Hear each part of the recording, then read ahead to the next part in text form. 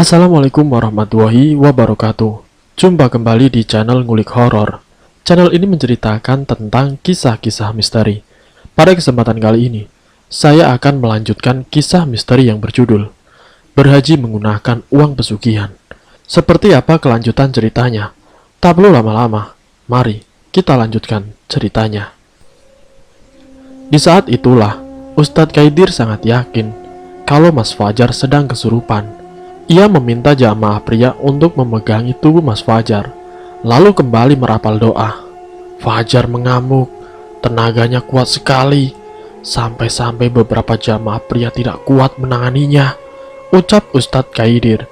Ustadz Kaidir pun berusaha menenangkannya, namun tidak berselang lama, sosok yang berada di tubuh Mas Fajar mulai berbicara. Dia meminta untuk dipulangkan ke tempat tinggalnya, ujar Ustadz Kaidir. Memangnya tempat tinggalnya di mana, Pak Ustadz? Tanyaku. Di Indonesia, lebih tepatnya di sebuah gunung di Jawa Barat, jawab Ustadz Kaidir. Gunung apa, Pak Ustadz? Tanyaku. Gunung Gede. Bagaimana dia bisa ikut ke sana, Pak Ustadz? Tanyaku penasaran. Saya juga tidak tahu. Yang jelas dia meminta untuk segera pulang ke Indonesia. Kalau tidak, dia akan mencelakai Fajar, balas Ustadz Kaidir. Namun Ustadz Kaidir tidak mengindahkan ancaman sosok itu. Ia merasa kalau itu hanyalah tipu daya setan agar Mas Fajar tidak melanjutkan ibadah haji. Ustadz Kaidir pun meminta air zam-zam, lalu dibacakan ayat-ayat ruqyah. Air itu kemudian diusapkan ke wajah Mas Fajar. Seketika itu, Mas Fajar berteriak kesakitan. Tidak lama suara teriakannya menghilang, diikuti dengan Mas Fajar yang tidak sadarkan diri. Fajar membuka mata, katanya badannya lemas sekali. Dia juga bilang kalau tadi bermimpi aneh, ucap Ustadz Kaidir. Mimpi apa, Pak Ustadz? Tanyaku. Dia melihat wanita yang sama dengan mimpi sebelumnya. Katanya kali ini lebih jelas. Kondisi wanita itu mengenaskan, rambutnya berantakan, darah mengalir dari atas kepalanya hingga membasahi wajahnya. Tubuhnya pun dipenuhi luka-luka, kata Ustadz Kaidir. Apakah itu salah satu jin pesugihan, Pak Ustadz? Tanyaku penasaran. Mungkin, tapi saya tidak begitu yakin, balas Ustadz Kaidir. Saya pernah mendengar sebuah cerita, Pak Ustadz, ucap Mas Firman yang sejak tadi menyimak percakapanku dan Ustadz Kaidir. Cerita apa, Man? Balas Ustadz Kaidir. Seharusnya orang yang melakukan pesugihan tetap tinggal di hotel, tidak perlu melakukan proses haji. Takutnya jin pesugihan yang ada di tubuhnya bentrok dengan jin muslim yang menjaga tempat-tempat suci, ucap Mas Firman. Dan sepertinya itu yang dialami Fajar sekarang, lanjutnya. Mas Firman juga lanjut bercerita. Tidak hanya uang hasil pesugihan, ia juga pernah mendengar kalau uang hasil korupsi pun bisa mendapatkan azab yang sama. Mas Firman bercerita ada pejabat wanita yang berhaji dengan uang hasil korupsi. Selama di Mekah, kain ihramnya terus tersingkap ditiup angin hingga membuat auratnya terlihat. Anehnya cuma dia saja yang mengalaminya. Belum lama pulang ke Indonesia, dia ditangkap polisi karena kasus korupsinya. Memang berhaji itu bisa menjadi cerminan diri kita. Banyak orang yang mengalami kesulitan ketika tiba di tanah suci. Itu akibat perbuatan buruknya selama ini, ucap Ustadz Kaidir. Perbuatan yang salah akan dibalas tanpa ampun. Akibatnya sering saya lihat orang yang stres ketika berangkat atau tiba di tanah suci. Seandainya saya waktu itu pergi bersama Mas Fajar, apakah bisa mendapatkan teguran yang sama, Pak Ustadz? Tanyaku. Wallahu alam bisawab, balas Ustadz Kaidir. Setelah kejadian menghebohkan itu, Mas Fajar menjadi bahan perbincangan jamaah lainnya. Beritanya cepat sekali menyebar. Tidak hanya jamaah yang bertanya kepada saya, bahkan pemimpin kloter lain pun ikut menanyakan tentang kejadian itu, ucap Ustadz Kaidir. Pada hari tasyrik yaitu tanggal 11, 12, dan 13 Zulhijjah, seharusnya jamaah haji melakukan lempar jumroh, wusta, dan akobah di setiap siang hari. Namun tidak dengan Mas Fajar, karena kondisinya tidak memungkinkan. Saya khawatir terjadi sesuatu yang membahayakan nyawanya. Jadi untuk melontar jumroh, saya wakilkan, ucap Ustadz Kaidir. Selama 3 hari bermalam di Mina, Mas Fajar selalu mengalami mimpi buruk. Ia melihat wanita itu disiksa. Fajar bilang wanita itu terus mengancamnya. Tapi saya memintanya jangan takut. Saya juga menyarankan agar dia terus bersikir. Bermalam di Mina berhasil Mas Fajar lalui. Tinggal prosesi terakhir yaitu tawaf wadah. Biasanya disebut dengan perpisahan. Para jamaah melakukannya ketika akan meninggalkan Mekah. Kali ini Allah memperbolehkannya melihat Masjidil Haram, tapi tidak dengan Ka'bah. Fajar tetap tidak bisa melihatnya, ucap Ustadz Kaidir. Fajar terus menangis dari sebelum memasuki Masjidil Haram sampai kami selesai melaksanakan tawaf wadah. Setelah itu kami pun meninggalkan Mekah, sambungnya. Di sepanjang perjalanan pulang ke tanah air, Mas Fajar terus didampingi oleh Ustadz Kaidir. Sampai kami tiba di tanah air, Fajar hanya diam saja, jarang berbicara, kecuali saya ajak bicara, ucap Ustadz Kaidir. Saya menyarankan padanya untuk meninggalkan perbuatan buruknya itu dan bertobat dengan sungguh-sungguh. Sampai tadi saya mendapatkan telepon dari Firman yang mengabarkan kalau Fajar sedang dirawat di rumah sakit, kata Ustadz Kaidir. Sebenarnya bagaimana Fajar sampai seperti itu, Mur? Tanya Mas Firman. Saya juga tidak tahu kenapa, Mas. Beberapa hari setelah pulang dari Tanah Suci, Mas Fajar menjadi sering sakit-sakitan, balasku. Tadi siang tiba-tiba Wawan telepon kalau Mas Fajar tidak bangun dari tidurnya, jelasku. Terus kata dokter kenapa? Tanya Mas Firman. Dokter juga belum tahu penyebabnya. Katanya perlu dilakukan beberapa pemeriksaan lagi. Saya bantu mendoakan ya Dek Murni. Semoga saja Mas Fajar bisa segera pulih, ucap Ustadz Kaidir. Terima kasih Pak Ustadz, jawabku. Lalu kemudian Ustadz Kaidir dan Mas Firman berdiri. Ya sudah, Mas sama Pak Ustadz pulang dulu ya Mur.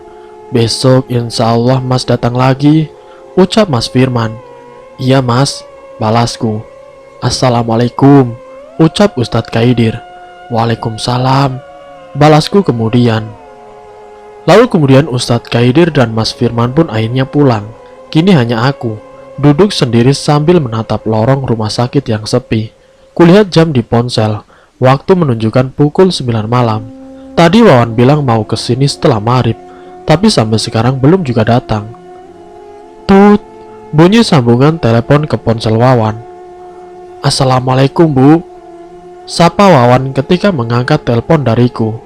Waalaikumsalam Wan, kamu tidak jadi kesini? Tanyaku. Jadi Bu, ini Wawan lagi ada di parkiran rumah sakit, jawab Wawan. Oh, ya sudah. Telepon pun ditutup. Tidak lama aku sudah bisa melihat Wawan berjalan mendekat ke arahku. Namun ia tidak sendirian.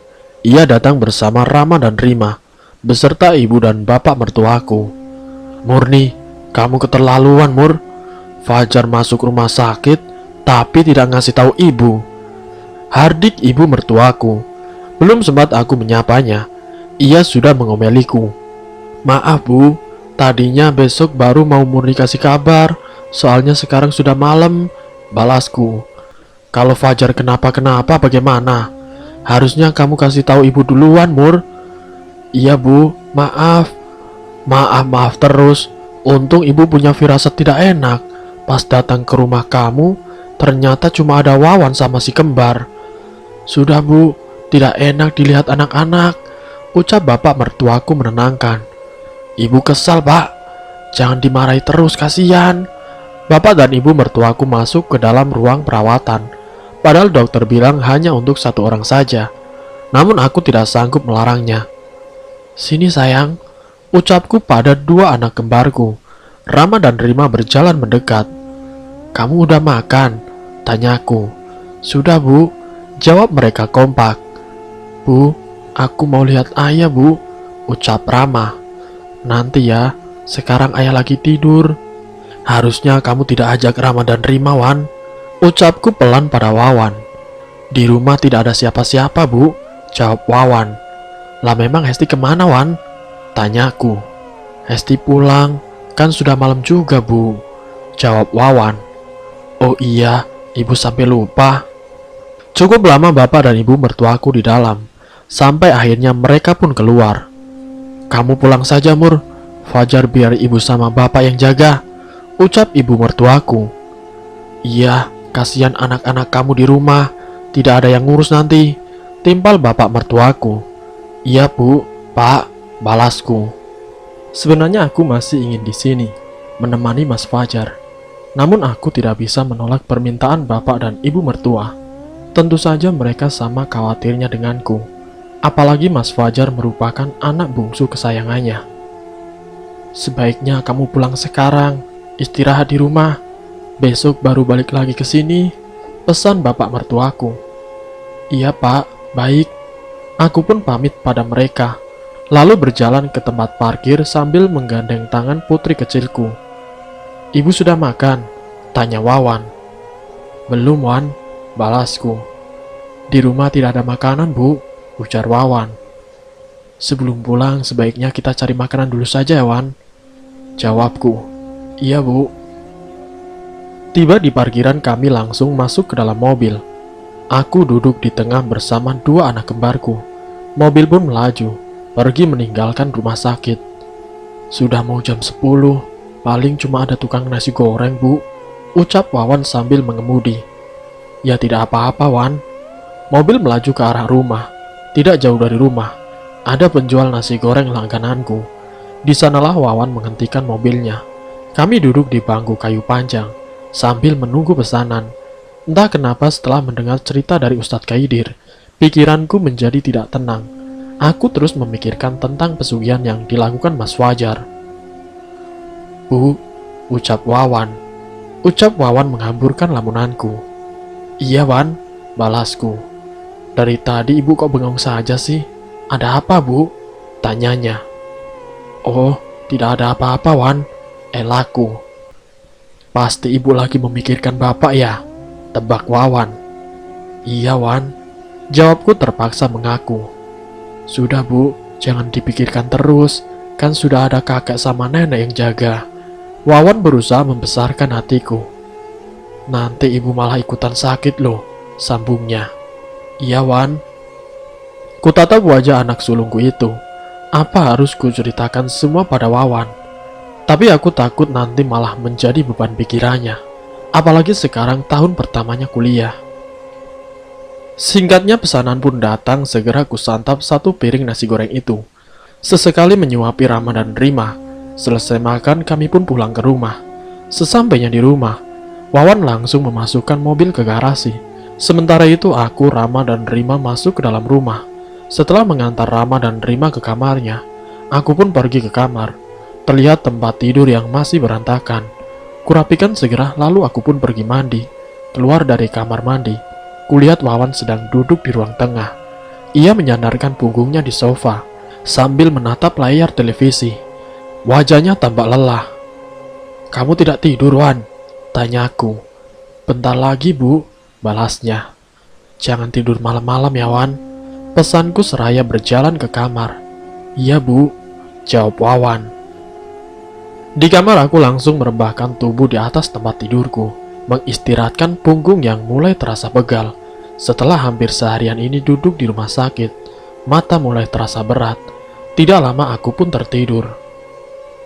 Murni, sayup-sayup terdengar suara yang tidak asing di telingaku. Itu adalah suara Mas Fajar. Aku membuka mata, memastikan apa yang kudengar barusan. Murni, suaranya kembali terdengar. Arahnya dari luar kamar. Aku pun bangkit dari tempat tidur, lalu berjalan keluar kamar. Ruang tengah terlihat sepi. Mungkin Wawan sudah tidur di kamarnya. Mur, kini suaranya terdengar dari luar rumah. Ada rasa penasaran sekaligus ragu untuk berjalan keluar rumah. Namun rasa penasaranku ternyata jauh lebih besar. Kubuka pintu depan, hanya terlihat halaman depan rumah yang agak gelap. Mur, spontan aku menoleh ke sumber suara itu. Di dekat pohon jambu, perlahan terlihat seseorang berjalan mendekat. muncul dari balik kegelapan. Kemudian ia berdiri tidak jauh dari pohon jambu. "Mas Fajar," aku sangat terkejut dengan apa yang kulihat. "Mur, tolong Mur," ucap Mas Fajar. Awalnya ingin sekali berjalan mendekat, namun aku baru ingat kalau Mas Fajar sedang berada di rumah sakit. Lalu siapa yang ada di hadapanku sekarang? "Mur, tolong Mur," ucapnya lagi sambil melangkah mendekat. Kini aku bisa melihat wajahnya yang tampak pucat. Ada tali yang mengikat kedua tangannya, serta mengitari lehernya. Rasa takutku mulai tumbuh dan mundur perlahan. "Mur, tetap." Belum sempat ia menyelesaikan kalimatnya, tubuhnya seperti tertarik ke belakang, lalu menghilang. "Astagfirullahaladzim." Bergegas aku masuk ke dalam rumah. Namun sesaat sebelum pintuku tutup, terlihat cahaya berwarna merah menyala di dekat pohon jambu. Dari jauh ukurannya terlihat cukup besar. Cahaya itu bergerak ke kanan dan ke kiri, lalu menghilang. Buk! Tiba-tiba ada yang menepuk punggungku. Kini perasaan takut mulai menguasai hatiku, hingga tidak berani untuk menengok ke belakang. Aku terus beristighfar dalam hati, perlahan membalikkan badanku. Ternyata Wawan sudah berdiri di hadapanku. "Aduh Wan, kamu bikin kaget saja," ucapku. "Loh, ibu ngapain malam-malam keluar rumah, Bu?" tanya Wawan. "Tadi ibu..." Aku tidak melanjutkan ucapanku. "Tadi kenapa, Bu?" tanya Wawan lagi. "Tidak apa-apa Wan, cuma di kamar gerah saja," elakku. "Kan tinggal nyalain AC-nya, Bu." "Terlalu dingin nanti Wan," elakku lagi. "Kamu belum tidur Wan?" Ibuku mengalihkan pembicaraan, seraya mengunci pintu depan. "Baru mau tidur Bu," balasnya. "Memang sekarang jam berapa Wan?" tanyaku. "Jam 2 Bu," jawab Wawan. "Sudah sana tidur, besok bukannya kuliah," pintaku. "Kuliahnya siang Bu," jawab Wawan. Aku pun kembali ke kamar. Begitu pula dengan Wawan. Di dalam kamar mata ini sulit terpejam. Berkali-kali ku coba tetap gagal. Aku terus memikirkan tentang kejadian tadi. Kejadian yang begitu nyata sekali. Jika Mas Fajar ada di rumah sakit, lalu siapa yang menyerupainya tadi? Ditambah ada dua cahaya merah di dekat pohon jambu. Apakah ini adalah ulah dari jin pesugihannya? Sudah 2 jam aku hanya berbaring di atas tempat tidur. Tidak lama terdengar azan subuh berkumandang. Aku pun bangkit berjalan menuju kamar mandi. Saat dinginnya air wudhu menyentuh wajah, seketika itu perasaan ini menjadi lebih tenang. Rasa kantuk pun mendadak hilang. Bergegas aku sholat subuh. Doaku hanya satu, semoga keluarga ini dilindungi dari segala mara bahaya, dan Mas Fajar bisa segera pulih. Setelah sholat subuh aku berjalan ke kamar Wawan untuk membangunkannya. Cukup sulit tapi akhirnya ia bangun juga. Kemudian kembali ke kamar, melanjutkan zikir subuh yang tadi tertunda. "Assalamualaikum," terdengar suara seseorang dari pintu depan. "Astagfirullahaladzim," ucapku seraya membuka mata. Tanpa sadar aku tertidur di atas sejadah. Kutatap jendela kamar, langit sudah terlihat terang. Aku bangkit lalu berjalan ke pintu depan. "Assalamualaikum." Kali ini jelas sekali itu adalah suara Hesti. "Waalaikumsalam," sahutku seraya membuka pintu. Hesti tampak bingung melihatku yang masih menggunakan mukena. "Aduh, maaf, ibu lagi sholat ya?" tanya Hesti. "Enggak kok Hes, tadi ketiduran pas habis sholat subuh," balasku. "Ada apa ya Hes?" imbuhku. "Sudah mau jam 8, tapi toko kok belum buka ya Bu?" tanya Hesti. "Astagfirullah, sudah jam 8 ya Hes?" tanyaku. "Iya Bu." "Masuk dulu Hes," jawabku mempersilahkan Hesti untuk masuk. Dengan sedikit berlari aku menuju kamar Rama dan Rima. Ternyata mereka berdua sudah bangun. "Bentar, ibu buatin sarapan dulu ya sayang," ucapku lalu kembali ke kamarku. Kuambil kunci toko di laci nakas, melepaskan mukena lalu kembali ke ruang tamu. "Ini Hes, nanti ibu nyusul ya. Soalnya mau buat sarapan untuk si kembar untuk mereka sekolah," ucapku seraya menyerahkan kunci toko. "Iya Bu." Hesti pun kemudian pamit pergi ke toko. Bergegas aku pergi ke dapur.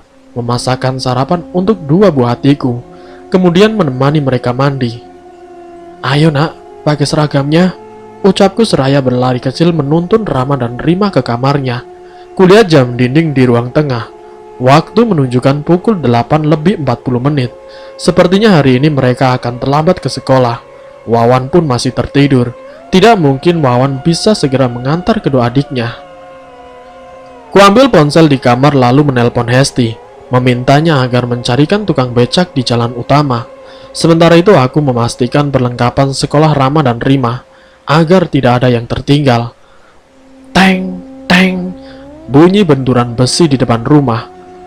"Ayo sayang, becaknya sudah datang," ucapku seraya menuntun mereka keluar rumah. "Ibu, tali sepatunya bu," keluh Rama. "Iya, nanti di becak." Kunaikkan kedua anakku ke becak, lalu mengunci pintu rumah. Becak pun melaju ke taman kanak-kanak tempat mereka bersekolah. "Sudah mau jam 9 bu," teriak Hesti saat becak yang kami tumpangi melewati depan toko. "Iya es," sahutku. Kebetulan sekolah Rama dan Rima tidak begitu jauh dari rumah. Kurang dari 10 menit kami sudah sampai di sana. "Bang, tunggu ya," ucapku pada tukang becak. "Iya bu," balasnya. Dengan langkah terburu-buru aku mengantarkan Rama dan Rima ke depan kelasnya. "Tumben terlambat bu," ucap guru yang sedang berdiri di dekat pintu. "Maaf bu guru, tadi saya ketiduran," balasku. "Iya bu, tidak apa-apa, pelajarannya juga belum dimulai kok," ucapnya seraya mempersilahkan Rama dan Rima masuk ke dalam kelas. Setelah melihat kedua anakku duduk di kursinya, aku pun pamit pulang. "Ke rumah lagi ya bang," ucapku pada si tukang becak. Sesampainya di rumah aku langsung membersihkan rumah, mencuci piring dan pakaian kotor. Setelah itu pergi mandi. Kulihat jam di layar ponsel, waktu menunjukkan pukul 10 pagi. Sebelum berangkat ke toko aku menyiapkan makanan untuk Wawan, kemudian membangunkannya. Di teras depan aku berdiri sebentar, menatap pohon jambu. Sebuah pohon jambu kancing yang berubah lebat berwarna merah. Apa mungkin cahaya merah yang kulihat semalam itu berasal dari buah jambu? Tapi sepertinya tidak mungkin. Ukuran cahaya pun lebih besar dari buah jambu. Ditambah cahayanya bisa bergerak-gerak. Rasa penasaran akhirnya menuntunku untuk mendekati ke sana. Beberapa meter dari pohon jambu, mataku tertuju pada rerumputan. Ada jejak memanjang yang mengarah ke pohon jambu.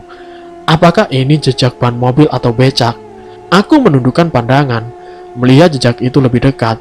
Bukan berasal dari kendaraan, melainkan jejak kaki. Lebih tepatnya, seperti jejak kaki yang diseret. Berarti apa yang kulihat semalam itu benar-benar nyata. Mas Fajar diseret ke pohon jambu, lalu menghilang. Sedikit ragu aku melanjutkan langkahku, mendekati pohon jambu, kemudian menengadah, tepat di bawahnya. Tidak ada yang aneh. Hanya terlihat buah jambu yang bergerombol. Aku pun membalikkan badan. Baru berjalan beberapa langkah, tiba-tiba, "Murni!" terdengar suara seorang memanggilku, pelan sekali, diikuti suara gesekan dedaunan dan angin dingin yang terasa di belakang leher, hingga membuat bulu kuduku meremang. Kuberanikan diri untuk menoleh ke belakang. Nihil, tidak ada apa-apa. "Murni!" Spontan aku menoleh ke sumber suara itu. Pak RT," balasku saat melihat Pak RT sedang berdiri di luar pagar. "Ngapain kamu siang-siang di bawah pohon, Murni?" ucapnya. "Mau lihat buah jambu aja, Pak," balasku. "Oh ya, Mur, beberapa hari ini Fajar tidak kelihatan. Dia lagi kemana, Mur?" tanya Pak RT. "Mas Fajar masuk rumah sakit, Pak.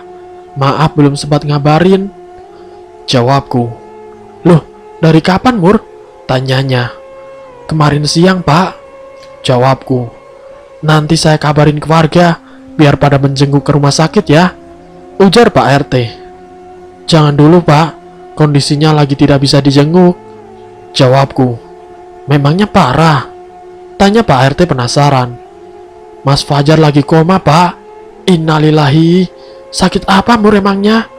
tanya Pak RT yang terlihat khawatir. "Saya juga belum tahu, Pak RT. Mungkin hari ini baru jelas penyakitnya apa," jawabku menjelaskan. Semoga saja Fajar cepat siuman ya Mur. Nanti kalau sudah siuman jangan lupa kabarin saya, ujar Pak RT. Baik Pak. Assalamualaikum, ucap Pak RT. Waalaikumsalam. Pak RT pun berjalan ke arah rumahnya. Sementara itu aku pergi ke toko. Sesampainya di toko, Hesti sudah menunggu di depan. Tumben lama Bu, tanyanya. Tadi beres-beres rumah dulu Hes, balasku. Aku pun masuk ke dalam toko, lalu duduk di kursi dekat etalase. Hesti memberikan catatan penjualan. Mang Jaka masih belum kerja Bu, tanya Hesti.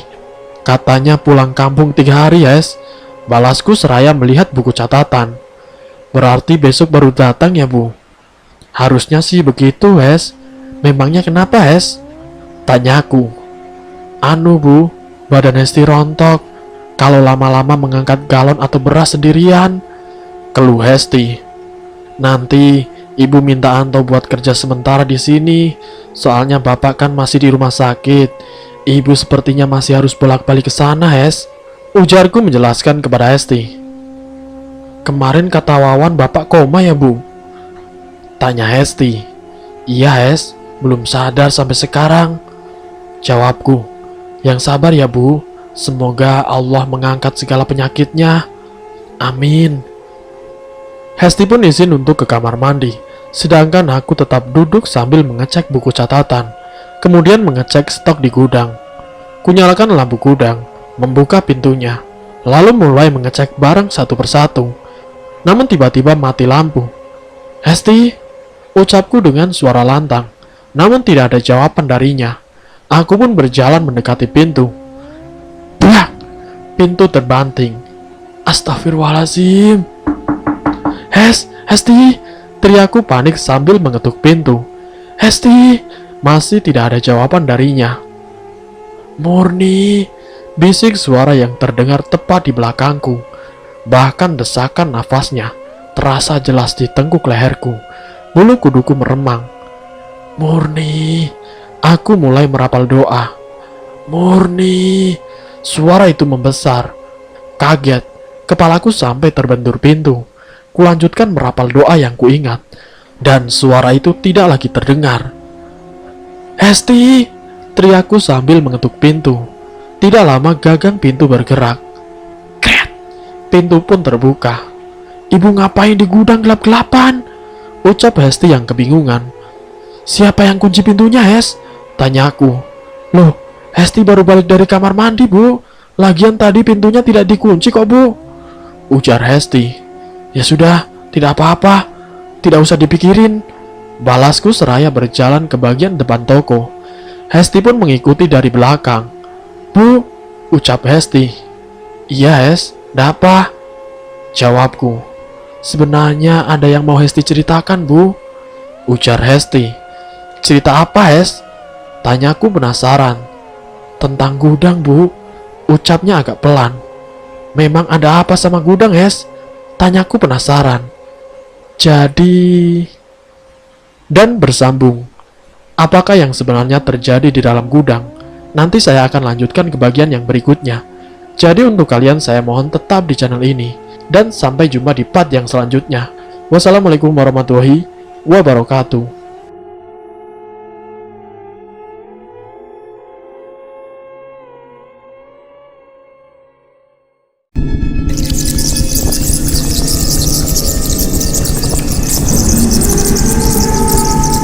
Selamat datang di channel Ngulik Horor.